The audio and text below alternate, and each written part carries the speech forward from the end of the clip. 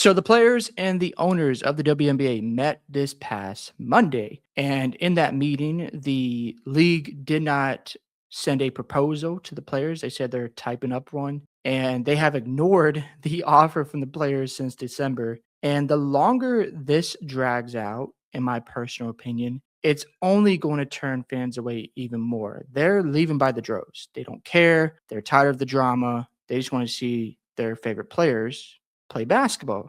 But as you drag this out and you are just not trying to come to a conclusion to get back on the basketball court, well, if they miss preseason games, if they miss like 5 games of the regular season, that's going to hurt your brand. You look selfish, you look like a big baby, and in the end, your image gets tarnished even more. So this was reported from Annie Castable. I don't know if I said that right, but this was reported yesterday.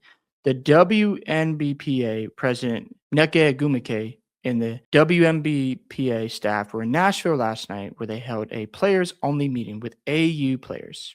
That's interesting. So you met with players who haven't come to WNBA yet, including executive committee members Breonna Turner and Alicia Clark. I'm told the union is still waiting on a response from the WNBA to their December proposal. Here's a news flash for the players. An offer's already been sent out. Either take it or go on strike and see how that works out, because I guarantee you there is noise going on behind the scenes from players who can't afford a lockout. They're going to put pressure on the players union. They're going to put pressure on Breonna Stewart, who is, coming out, and she admitted in one of her podcasts with, I think it was Miles Turner, and she said flat out, the top 10 to 15 players of the WNBA will be okay, which means the other players can't survive a lockout. So let's say it leaves a bad taste in their mouth. They go play overseas. We know that Project B is right around the corner. Let's say Project B sends them an offer that's better than the WNBA. They're going to think to themselves, I'm getting paid to play my sport that I love, and the players who represent me are leaving me hanging. They can say whatever they want, but at the end of the day, I still got to go get paid. So I really believe there's a lot going on behind the scenes with players who can't survive a lockout. So let's play this clip from Courtside Club on the update of the WNBA potentially getting delayed. I've been kind of ringing the alarm. Like it's kind of time to panic. There's a lot of stuff to do. And also there's an entire free agency to deal with. There's like 100 players that are free agents. Have you heard anything? Have you heard of teams starting to talk to players? I know that they technically can't make offers and such, but what have you heard on the free agency front?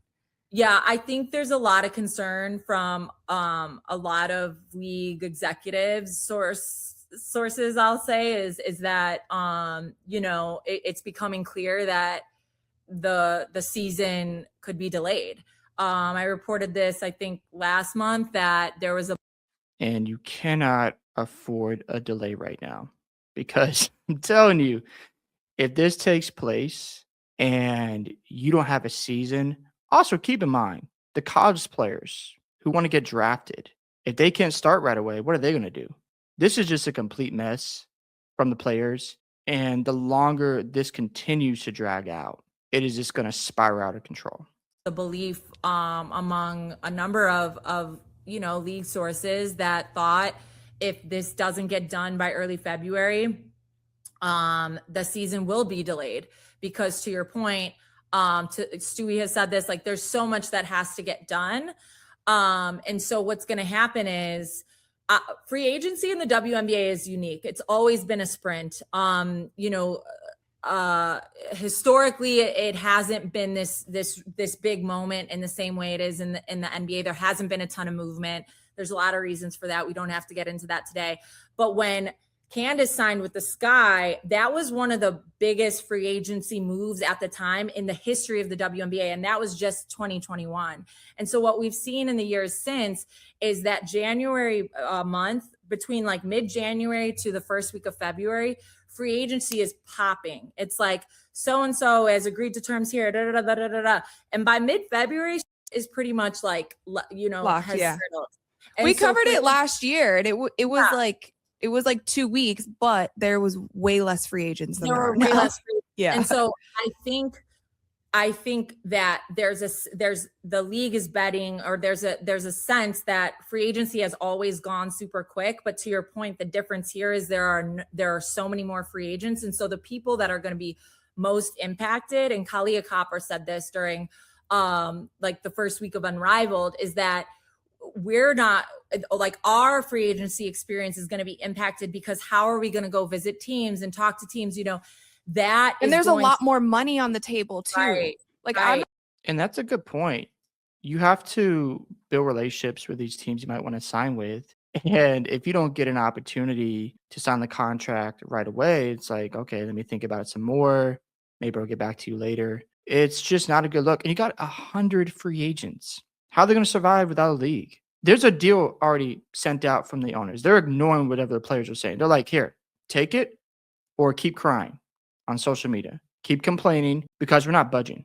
We've already gone over the numbers. You want to gaslight fans. You want to talk about these other things that we want shared revenue. Let's have some common sense.